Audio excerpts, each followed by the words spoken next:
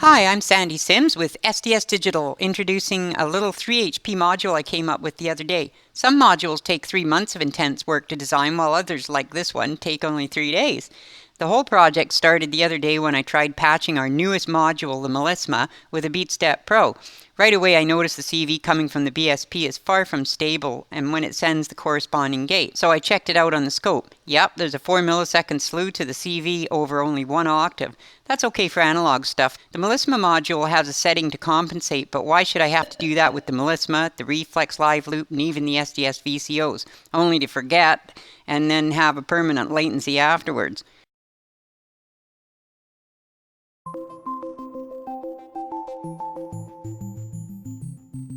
Time for a gate delay module that can be readily adjustable at any time. Then I thought, as I usually do, hey, why not give it 2 independent channels, as usually there's going to be more than one CV coming in from the BeatStep Pro, or anything. Then features started to creep in, but I'll get to that later. So off I went, first in the ridiculously good ideas book with a basic concept diagram, then a rough hand-drawn PCB for the panel board, then the motherboard coming off that. First I would have to design the panel to align the PC boards up to, so do some 3D design work, which took a whole hour. Then my fancy 3D printer was put to work while I ate dinner. The face is then primed with white vinyl spray paint. Oops. Got it. Now I have a template to draft up the panel PC board. I did this mostly by marking off the PC copper with a thumbtack scribe, then hand drew the drill points just because I have done it this way many times before and you get a feel for dimensions. Then drilled the little board, drew the traces to the headers, which were simply marked with a pin header to drill, and added required resistors for the LEDs and jack sensor bus. The graphics are simply printed on 24-pound paper, which is then saturated with clear coat and attached using more white vinyl spray paint. More clear coat gives the panel a strong finish. Here's the face panel done, and it's time for sleep. The next day I had a bunch of crap to do in the morning, but as soon as I returned, I got back to work. The motherboard has to attach directly to the 2 headers for strength, and because I don't care to do it any other way. Into the Dremel drill press and some etching, and voila, motherboard. I decided to use one of the wimpy Arduino Pro Mini Atmega 168 boards I accidentally bought. The Atmega 328 is my usual mini. A few transistors and headers are added along with that, and the module is ready for programming. Quick and sloppy, but looks pretty good, doesn't it?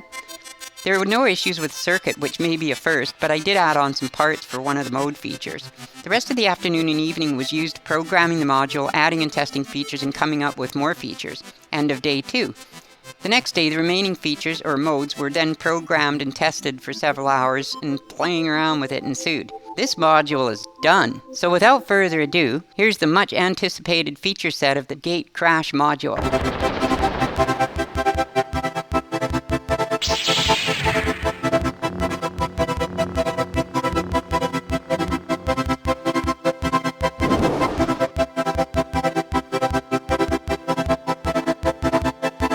To select one of the 8 modes, hold the button for 1 second, then use the bottom knob to dial through them. The 3 LEDs in red show the binary number.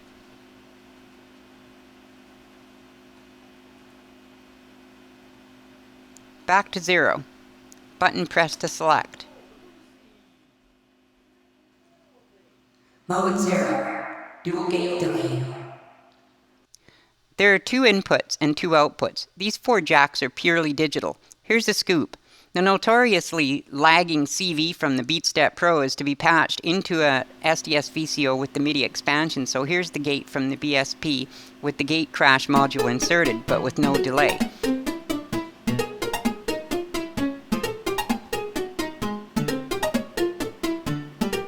Now to increase the delay. Notice how it has changed into the proper melody.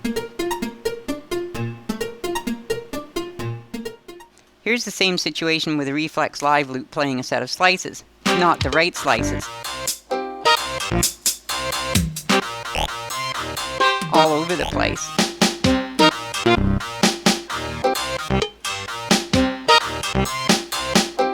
Now I'll insert the gate delay. This is really a no-brainer, but definitely nice to have.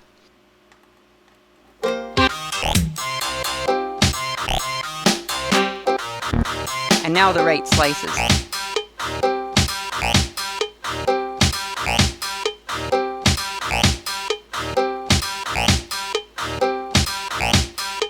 Step Pro is playing nicely with the reflex. And finally, the last edge trigger module in the demo rack, the new Accord Melisma CV to MIDI module. Bad chord progression. Gate crash inserted. Delay is still minimal. Horrible. Now for some delay and a good chord progression.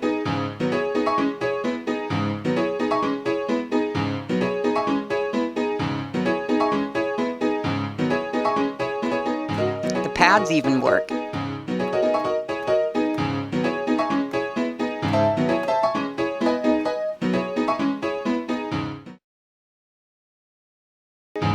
It's nice to have a second channel.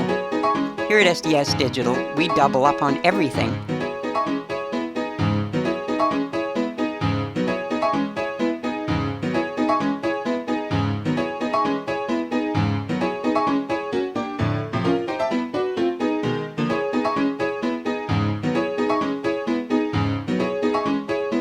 Mode 1. Do a long delay. This next mode is a much longer gate delay. The long delay uses stream buffers, so gates fed in come out after the selected time, exactly the same way. It's adjustable from 0 to 2000 milliseconds. The stream resolution is 1 millisecond, so can be used for more than just gates.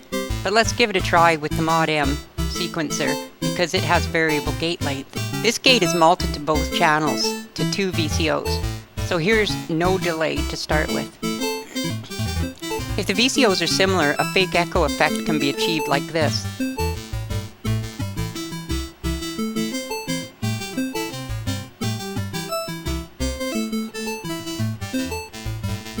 Just like any multiple gate sequence, a variety of rhythms and cadences are possible.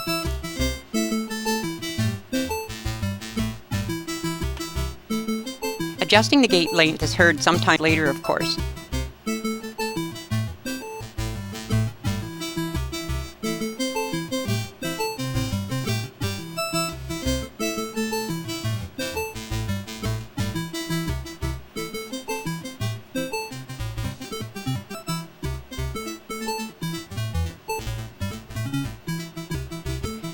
I'll unplug the gate so you can hear the delay.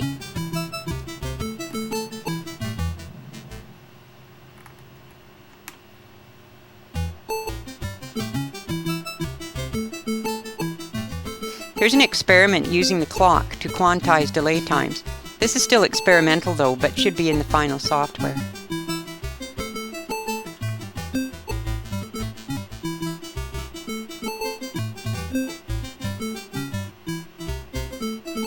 Patching the first output to the second channel's input gives a total of 4 seconds delay if you really need it. A cool thing to do with this mode is mult from the original, which can be feeding one VCO's envelope, then use the delayed gates to parrot the gates to another.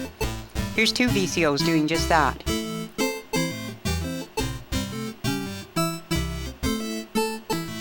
First, both are in sync. Then not. It's a crazy big gate delay, but more is better, right?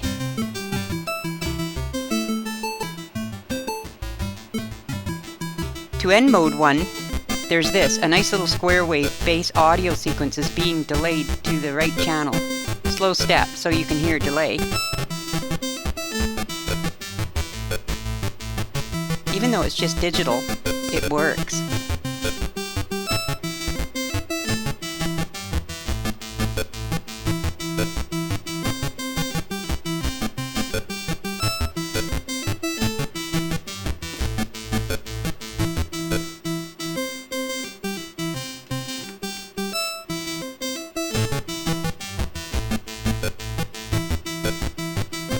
Mode 2. Dual clock divider. What gate module would be complete without a clock divider? I haven't researched that, but I'm sure they all have it, right? This divider goes from divide by 1 to divide by 128, which is great for changing sequences or dividing really fast clocks, or even audio tones like here.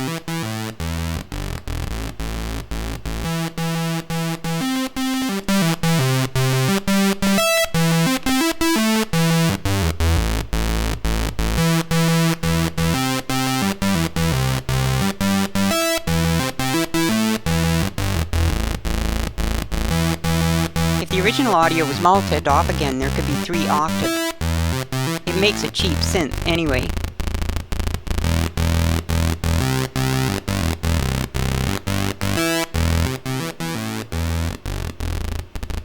I guess I don't need to go over the clock dividing, but worth mentioning is with the gate crash, each division is indicated by the RGB color. Off is divided by 1, red is divided by 2, green is divided by 4, blue is divided by 8, orange is divided by 16, violet is divided by 32, cyan is divided by 64, and finally white is 128. All of the knob selection controls follow this color scheme, which makes it easier, even though I just count them myself.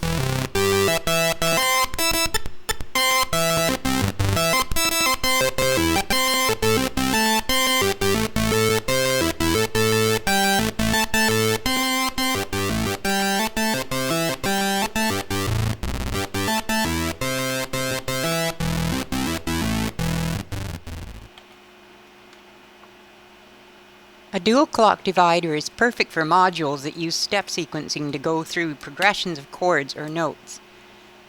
Thus, perfect for the melisma, as it does both chord and note progressions.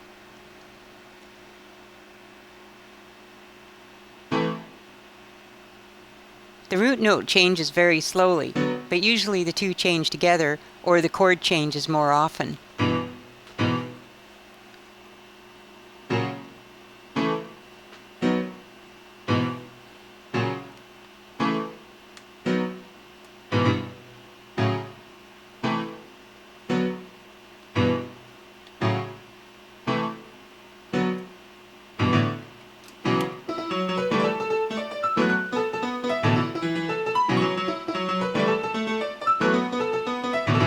The L-hand melody input makes the changes more obvious.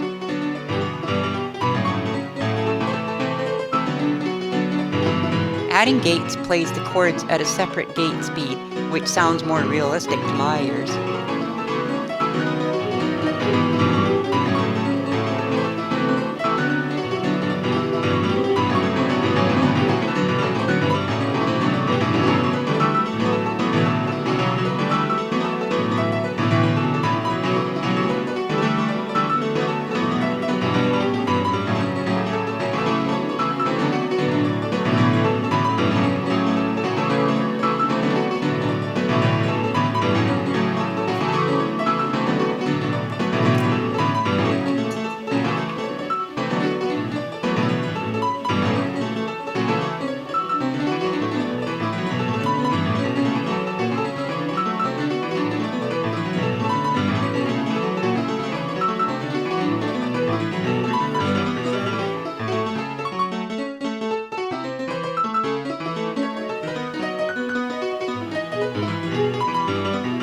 Okay, enough playing. Let's move on to Mode 3.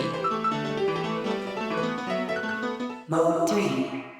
Dual gate recorder looper. This mode records gates on both channels, but only samples the inputs at clock, rising, or falling edges. If the gates are in sync with the clock, then the results are identical. If not, then they will vary. Time up to 128 clocks can be recorded, which is set as base 2 by each knob.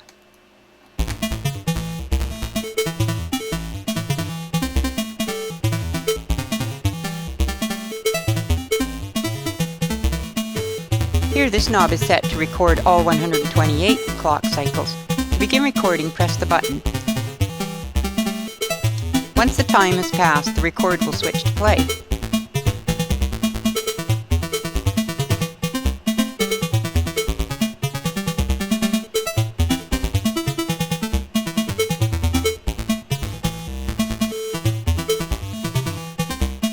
Shortening the loop will only play the first part of the recording. This will change the loop time once turned back to play all 128.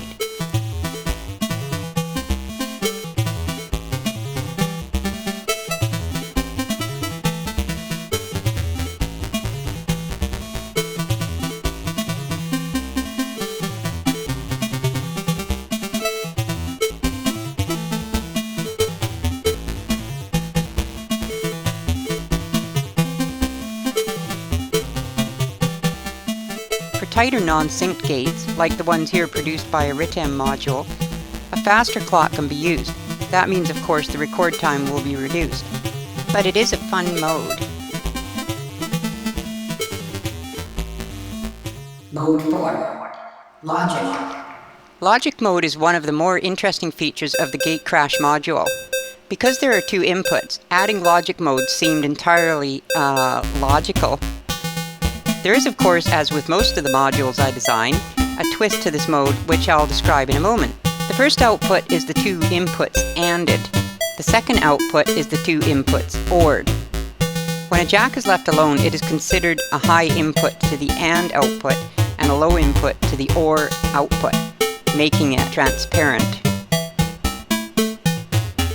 Here's the AND output, alone.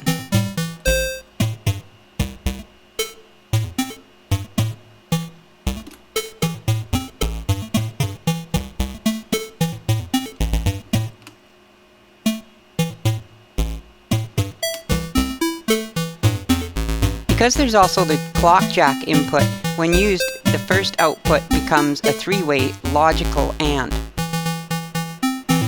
This is great for complex arpeggiation-like sequences, as can be heard here with the STS VCO modules. When using a clock, it's interrupting the flow of more random gates logic, thus syncing to the clock. This has been a sequenced gate and a rhythm running its own hand-tapped gates. Adding the clock synchronized them in a way. The twist to this mode I mentioned earlier is what are the knobs doing? Each knob controls the probability of a pulse happening at each output from near zero probability, which offers very little output, to 100%, which gives it all there is.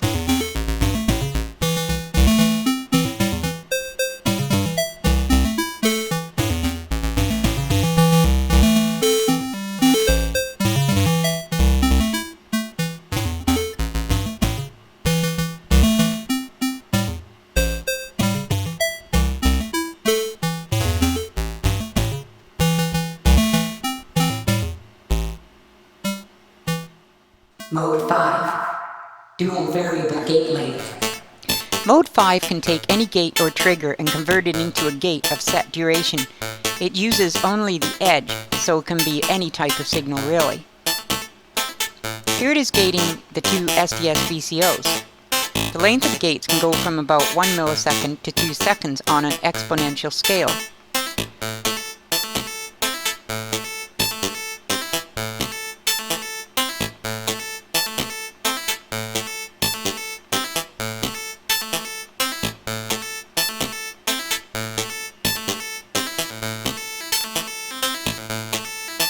Gates will bridge if one gate is still high when the next trigger comes in. I'll increase the attack time on the first VCO, so longer gates will be required. If the gates are too short, the attack hardly comes up, as you can hear.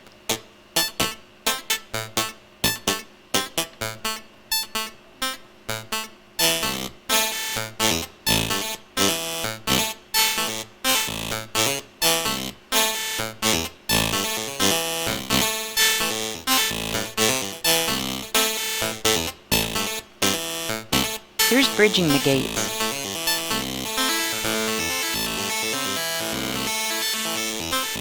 A really useful thing about this mode is the on times can be quantized to the clock input based on clock time. This is times 1, then times 2, then times 3, and so on.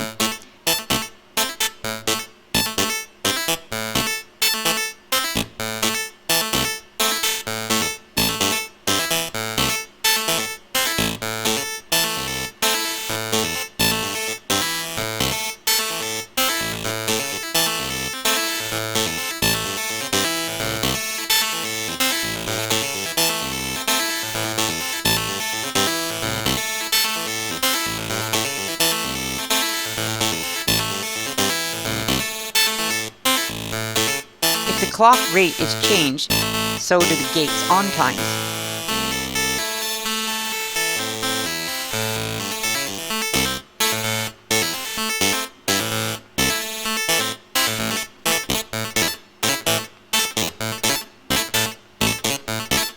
Another useful thing is that when the clock input is presented with an analog signal, that voltage controls the length and corresponding knob becomes an attenuator. Yes, the clock is both digital and analog in this mode. Now let's switch the clock input to an analog signal.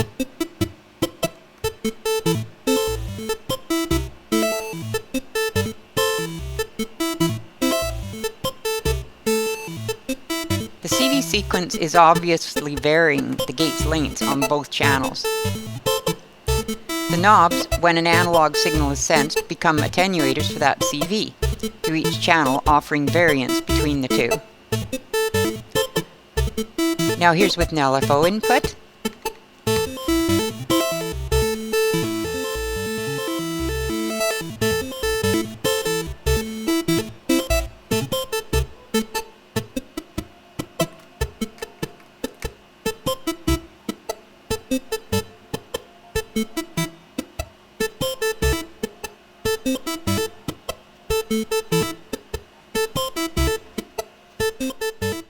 Mode 6. Dual burst pulse generator. Burst mode is like buy one, get a bunch free, but at a set rate. This was a why didn't I think of adding this before number 6 edition. The burst count from 1 to 8 is on the top knob, while the time between burst pulses is on the bottom. I'll turn the rate, or between time, to around 100 milliseconds. This control is exponential for finer, short durations. Now I'll set the count to 2. You can clearly hear 2 pulses now.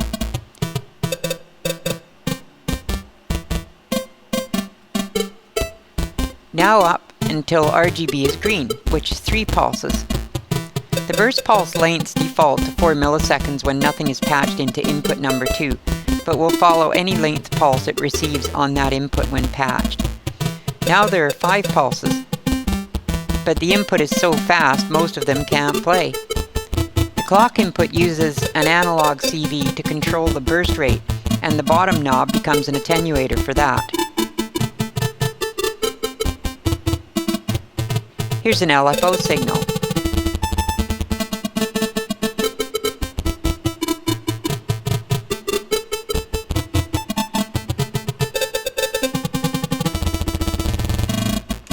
Here it's topped out so fast the STS VCO's envelope sees 8 pulses as 1.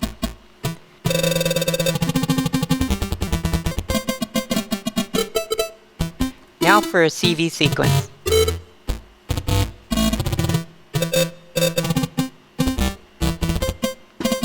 All 8 pulses are played when the CV is nearly 0. Nice to have that attenuator.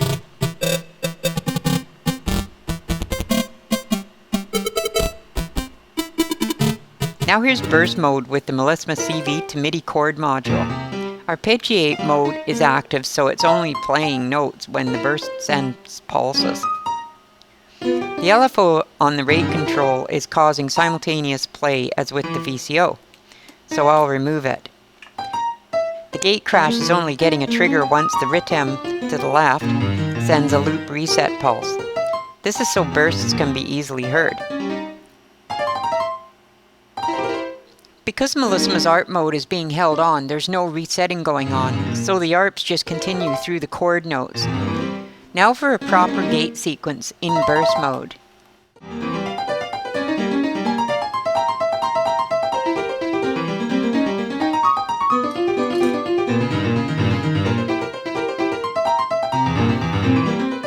Mode 7. Dual preset gate sequences. Welcome to Mode 7, the final mode of the gate crash module. This mode will play one of the 8 pre-programmed 16-step gate sequences on each channel as stepped by the clock input. Each knob will offset the start step in the sequence, and the button restarts both sequences from that point.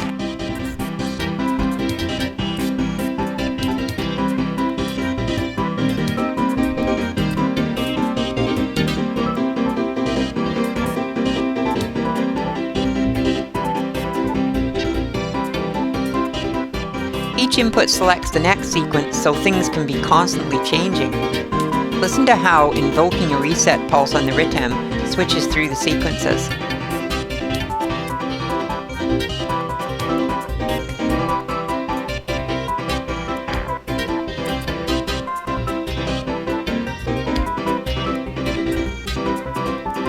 I like that one, so we'll unplug it for now.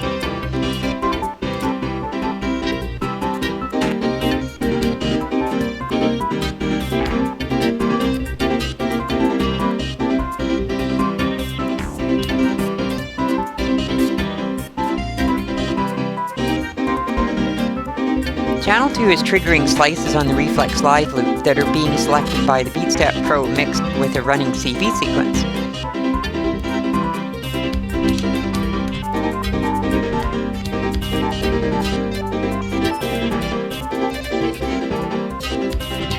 I've worked hard videoing all of this, so time to just have some fun.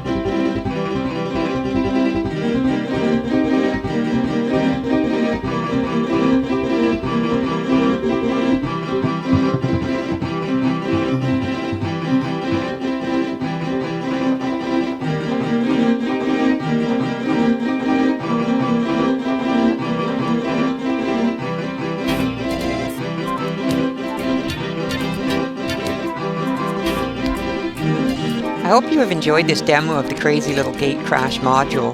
Name is suitable, don't you think? And I will be posting links to the source and panel layout files, etc. in Muff Wiggler's DIY forum.